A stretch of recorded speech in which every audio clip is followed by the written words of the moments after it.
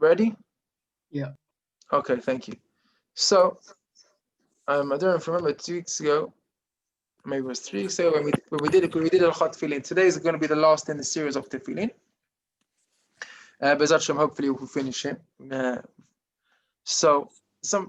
said that when we put on a Tefillin Shel Yad, it needs to be covered. That means after you put it on your sleeve, to cover at least the part which is where the bite is. It doesn't have to be a whole sleeve. So you don't really be wearing a short t-shirt or something. You need to have some cover, a jacket or a shirt or a talit, to at least cover the part where the Shel Yad is. Even if you're alone in the room? Yes, it's not alone in the room. It's something which is a piyasod. Ben Ish Chai writes it. It's a piyasod. Even if you're alone, you can cover it with a talit or a sleeve, just a little bit of just to make sure the bite is covered. Now, Joe asked me, there's a little box that covers the box of the Shel Yad. It's a plastic box, so it's not part of the Tefillin. What is the purpose of that box? Okay, as a simple practical purpose. It's not halachic purpose, it's practical. What does it protect the corners? Because of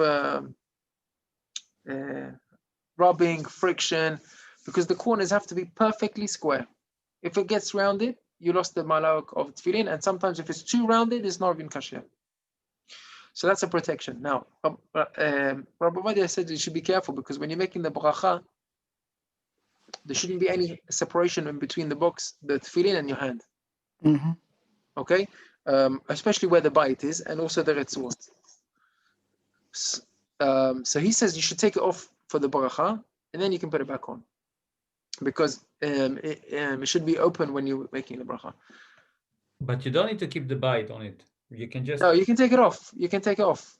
He said, and in fact, the Rav said you should take it off at least for the bracha. We never do bracha with the box anyway. No. Yeah, so that's what Rabbi said. It's not. It is machlok that some people say that you can, because it's not a chatzitza on the actual part of the tefillin. But if you want to be machmir Rabbi, it's good to do that. That's why I do as well. But then how the yud will touch the bite if you put the plastic? No, so the box has got a hole. The yud is touching. Otherwise, you're right, it'd be a problem, and that's what Rabbi Vadi said. Sometimes it's a problem. The yud has to be touching. That's why I said when you wrap it on, you got to make sure, number one, that the yud is touching, and sometimes you wrap it with the strap. Now, what about wearing a watch? Can you wear your watch with the straps? No. You can, but preferably no. You can, but it's preferably no. Oh, so very good. So chatzitza, you should very know this. There's two parts which chatzitza is the separation in between the tefillin and your hand. One part is that on where the bite is, the box, should be no separation. Another part is the straps, but the strap which comes out. Where the end where your watch is, it's after 7 rings. So there, it's technically not a chatzitza, but obviously it's better to wear on. I of course always remove my watch, and some people wear their watch specifically on the other hand just for the tefillin. So it's good to have that. But if you see somebody with their watch, that can be fine. You could enter them off. However, it's very important not to have a chatzitza on the front of the head. Maybe we'll talk about that first. Where do you put the tefillin? Shel rosh. So there's 2 halachot you need to know. One halakha is it needs to be in between ben enecha. Ben enecha means right in the middle of the forehead. Okay, that is the part for the tefillin, and you have to make sure it's not on the side. Now, some people have a mirror; they can see. Okay, if you don't have a mirror, maybe you can use your phone. But even if you don't have that, you can just use your fingers. If you just put it directly, you can feel, if it's connected to your nose, that it's in the middle. Because if it's off center, you haven't put on tefillin.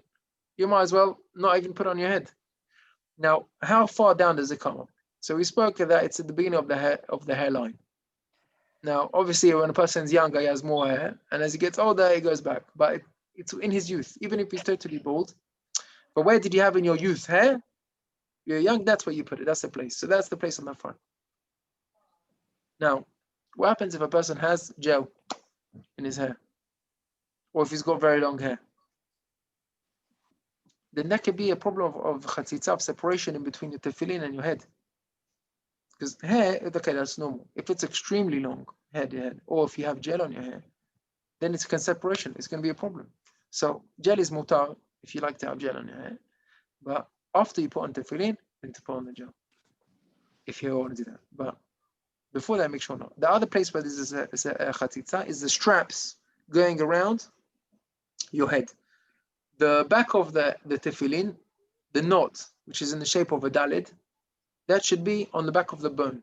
everyone should feel on the back of their neck, you can feel a bone. That is the place exactly where it needs to be touching the knot. Now, there should be no separation in between the straps and your head. Now, I don't know if some people have their glasses into the strap, that could be a hefsek. And also the straps, if you see, they have two colors. One side is black, and the other side is natural. It's very important that only the black is on the outside. If it gets upturned, okay, according to Ben Ish Chai, a person needs to fast. If the straps on the shel rosh is turned inside out and it's not black, the black of the tefillin straps is halacha leMoshe Sinai, which means if a person has old tefillin since his bar mitzvah, he's been wearing for 20 years, and now it's lost some of its color. Now there's a certain amount where it's unnoticeable, but after it gets to a shiur of kadasha, a small amount, it's already possible the tefillin of straps. You have to get it checked and make sure it's get black. Even the batim, the boxes, they have to be totally black. After a while, it gets worn out. You see the natural leather, you have to get it redone. You buy a kasher sofer to get it properly painted. That's also going to be posted tefillin. And also, depending on your shel yad, you also need to put on the separation. Make sure there's no separation, it's directly on the skin. And then if you see, there's new straps which you can buy. They're a bit more expensive, but it's double-sided black on both sides. So when you have the retzuot, even if it gets turned over, it's still black. So you have the amala, but even then you should have the shiny side out. Is there any questions so far? No? Oh, good. Okay. When you hold your tefillin, I should really get my... So you have to make sure when you're putting on the shel rosh, how do you hold it? You have to hold the box and not to hold the knot, because you're not. It's asur to have the tefillin hanging. Hanging means even to hang it on the peg. You can't put your tefillin in a bag and hang it. It's not covered for the tefillin. But even when you're holding it, don't hold it by the knot. You have to hold it by the box. Put the box first on your head and then put the strap around. If you just hold it from the knot and just put on like that, it's zulul for the tefillin. It's not covered for the tefillin.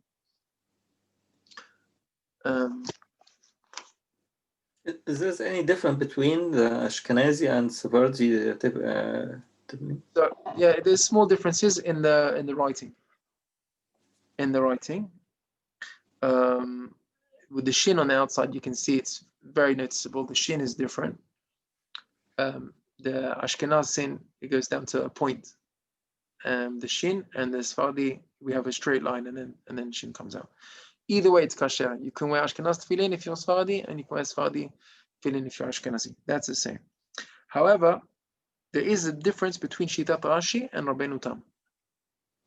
Have you ever seen somebody wearing two pairs of tefillin? So what does that mean? There is a machloket, and I'm going to say it because it's brought down in Shulchan Aruch and Ben Ish Chai. Okay, there's an old machloket of the Seder Parshiot. Inside the tefillin, what's written inside? There's 4 different Parshiot of the Torah.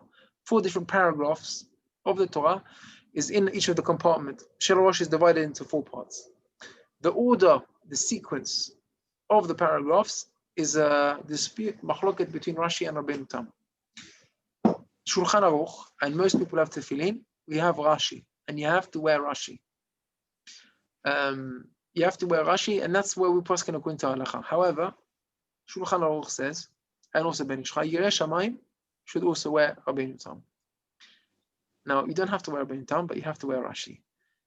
Now, what is why I'm telling you this is there's this long tshuva in Rabbi Ovadia Yosef, and you see in the old time, all tzaddikim and mukubalim, also in Morocco, even nowadays, that they wear both Rabbeinu Tam and Rashi. Some people wear Rashi and then Rabbeinu Tam. Some people wear both at the same time. But that's for Yirei Shamayim. And I saw that even a person wants to do it, he's allowed to do it. He doesn't have to be a big tzaddik. I know both my brothers, they both wear Rabbeinu Tam. It's one of my dreams always to get another tefillin of Rabbeinu Tam. I haven't yet got it for personal reasons, but it's something that I would want to do. And everyone should want to do that at least one day to do. Also, it's extra kedusha of Rabbeinu Tam. But in his Tshuva, Rabbi Ovadia says that originally they always used to wear 2 tefillin, and he says that there is space for on the shel rosh, on the head, to wear actually 2 pairs of tefillin. So it's good to know that there is something like that, and maybe one day you can feel that you're on a level of Riyad Shamayim, or maybe when you can afford it and you've got it, there's something good to know. Yeah, if it's something in my dream, I would always want to do that. Feeling Rabbeinu Tam. So, but apart from that, there's no difference between Sfaradim or Ashkenazim. But that's Rabbeinu Tam was the grandson of Rashi.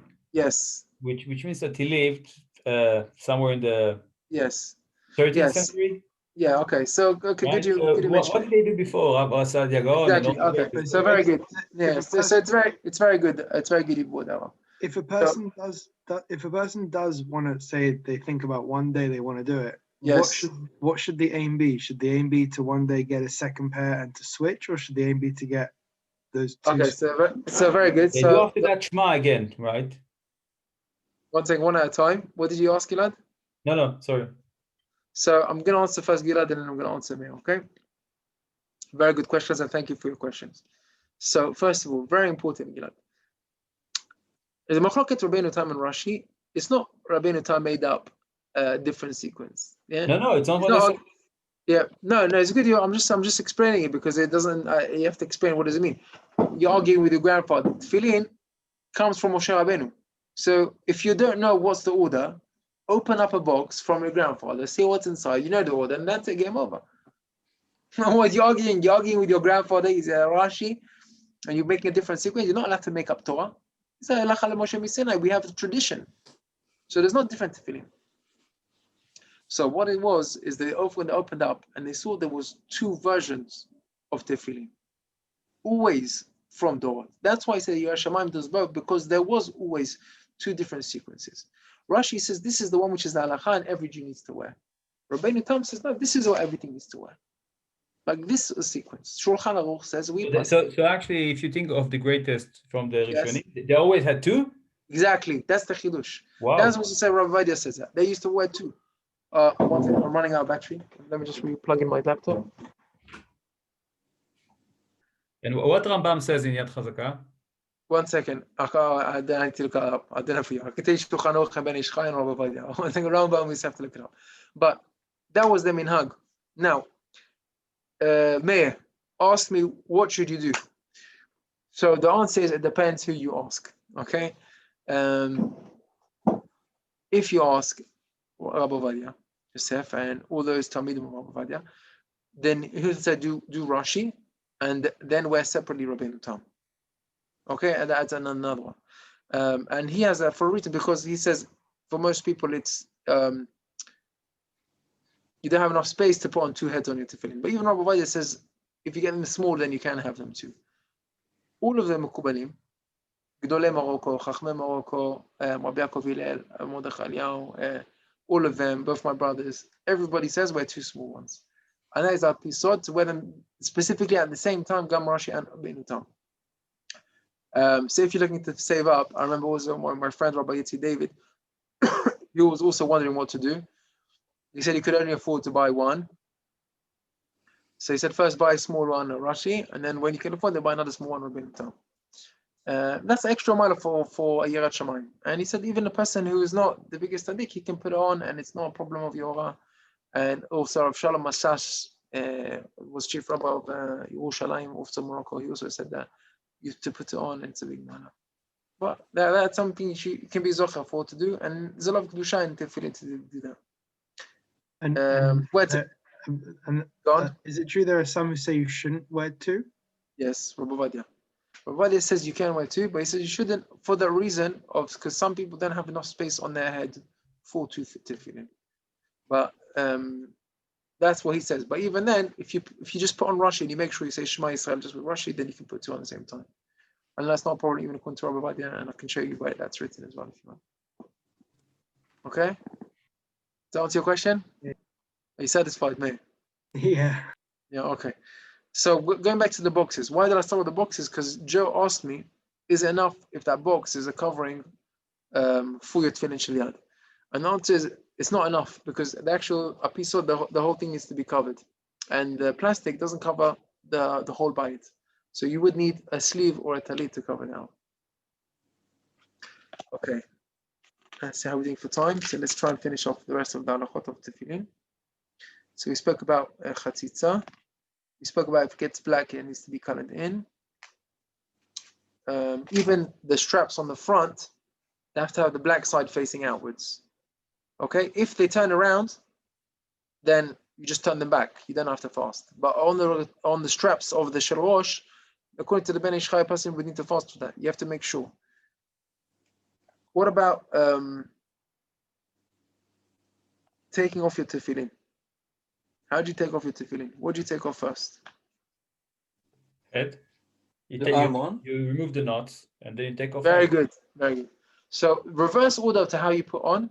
That's how you take off. How do you put on? First talit, then sheliad, then shel-rosh, and then you do the fingers, the hand and the knots. So when you take it off, it's reverse order because reverse taking off the kedusha. First the knots, then the head, then the yad, then the talit. Now, you have to practice that because sometimes it's very tricky with your talit on to take off your tefillin. Okay? But you should try and do that. Make an effort. It's a little bit getting used to it, but you should try to do that. If you didn't do it. How do you take it off? So the Ben Ish Chai says that when you're taking off your tefillin, it's so important to take it off with your left hand. Why? Why should you take off with your left hand?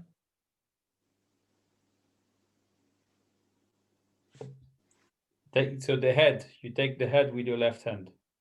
You take off the head and also your hand, but also your talit you take off with the left hand. So your left hand is your weaker hand, and it shows like you don't want. It's like difficult for you to take off your tefillin. You don't want to take off your talit.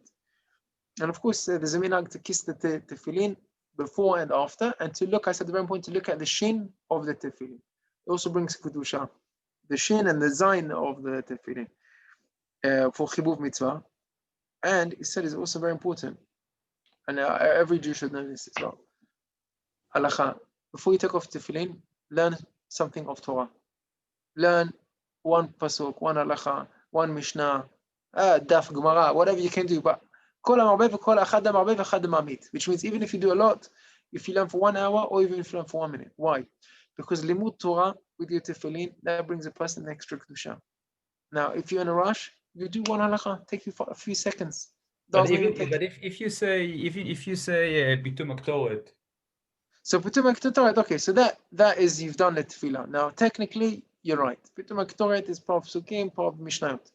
But have you learned something new as a Jew? No. So a lot of Bet Knesset, at the end of tefillah, they say halacha. Okay, so halacha is an opportunity to fulfill. You're allowed to take off your tefillin after you said. Yes, at what you're point allowed to remove your tefillin? Yeah, listen, you're allowed. I'm going to tell you the lashon of Ben Ish Chai. No, I'm just asking. No, my apologies. So, yeah, you're allowed to take it off. But says the Ben Ish Chai, listen to it. So after Valetzion, you can take it off if you need to. But, and I'm going to say this is a big but. Says the Ben Ish Chai, this is exactly the words. En lachlot at-tefillin ad shilmad behem tchila. Don't take it off before you study Torah. אחד המרבה ואחד המרבית, ויזכה לקנות 3 חלקי נפש ורוח ונשמה. He said, if you learn with your tefillin, there's much more kedusha than putting on tefillin without learning, or learning without putting on tefillin. Even if you put on a drop. Now, when people have the halacha after the tefillah, then it's easy. You just listen for a few seconds and you're done learning. Or if you by yourself, open a book, read one halacha, read one mishnah or something. But when you learn Torah, you improved yourself as a Jew. You're going to improve your level of kedusha every day by even a drop. If you could do a few more minutes, do a few minutes. But if you can't, a few seconds, everyone can do 5 seconds. Think about it. You wait at a traffic light for 30 seconds. So, say HaKadosh Baruch Hu, save me the lights. I'm doing a few seconds for you in the morning. I bet a bit extra for the tefillin. And he says over here, if it's even more kedusha if you're learning with Rabbi Netanel, tefillin Rabbi Netanel. But I'm just saying, what a waste is that there's halacha, and people use that time of listening to the halacha to wrap up their tefillin. Now, you're allowed to do that, but you're just missing the point. Instead of listening to the halacha with your tefillin, you're using it time to wrap up your tefillin. Okay. Listen for another few seconds, or at least for the beginning of the halacha, and then wrap up your tefillin. Okay. We said the hanging. What happens if you drop your tefillin? You need to give zakah. So, it depends how you dropped it, okay? So chas v'shalom, no one should drop the tefillin. Be very careful. It doesn't matter how much you dropped it, if it fell off the table or off the chair or whatever it is. Even if it fell inside its bag, tefillin bag, you give tzedakah. He said if it fell while you're holding it without its box, and the actual bite touched the floor, so then a person should fast. Fast for 1 day. If you can't fast, you give tzedakah. How much tzedakah do you give? You have how much you eat in 1 day, that's how much tzedakah you should give. But you should be very careful that it doesn't touch the floor. Even the straps shouldn't touch the floor. Even when you're wrapping up your tefillin, so sometimes it's long straps, it touches the floor. So now you see people, they take their time, they're wrapping it, Ben time is touching the floor. Where's the kavod for the tefillin? First put all the straps on the table or on a chair if you don't have a table. If you don't have a chair, then on your other hand. But you hold it and make sure that none of the straps is touching the floor for kodesh shrat of the tefillin. And another thing is that there's halacha. A person is not when a person is wearing tefillin, not allowed to relieve himself. That doesn't mean going to the bathroom, but even if a person is there and he feels like he needs to go, he wants to just break some wind to relieve himself. He says, "Is he lo yafiach?" It's a soul for the kedusha of the tefillin. If you feel you need to do that, take off your tefillin, and then you can or go outside if you're in Bet Knesset or something like that. And another thing you need to be careful is lo yasich dato. The whole time that you're wearing tefillin, your mind should be occupied with thoughts, pure thoughts of tefillah or Torah, and not to be masir dat from the tefillin. Some people even have a card saying word tefillin just to be not masir dat. And in fact, in the olden days, they used to wear tefillin throughout the day. They used to wear hats on top of the tefillin and walk around in tefillin for the kedusha. But nowadays we don't have that because we're not allowed to be masir adat. We can't. How do you say in English masir dat? You can't.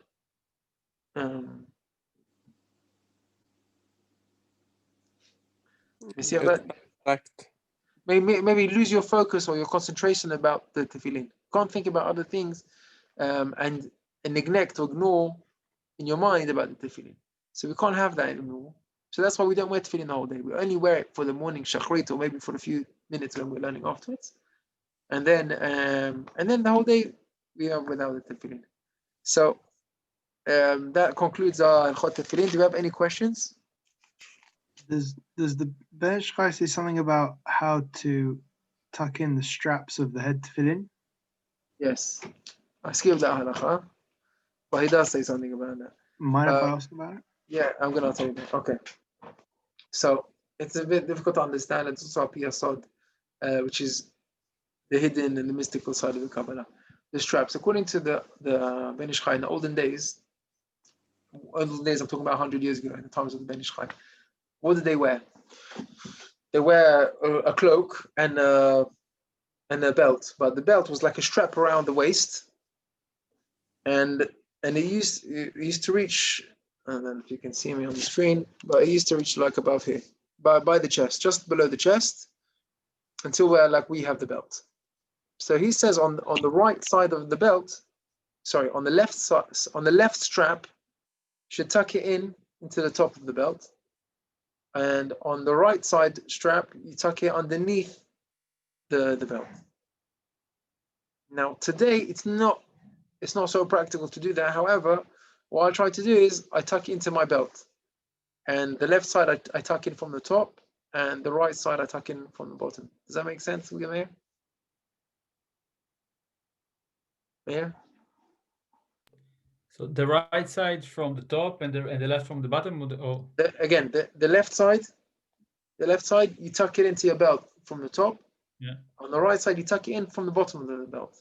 Just the strap, but just the main part is to make sure the back is facing outwards. Now, what it helps is when you tuck into your belt, it's a practical way of not making it up to turn around the belt. It keeps the black side outside.